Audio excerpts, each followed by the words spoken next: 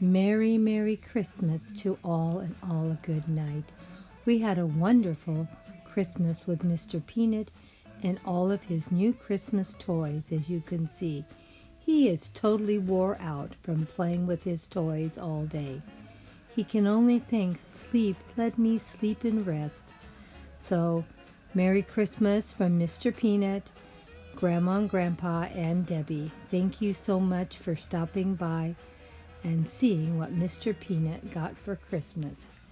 He is so happy with his new toys, and of course the ones that squeak make him even happier.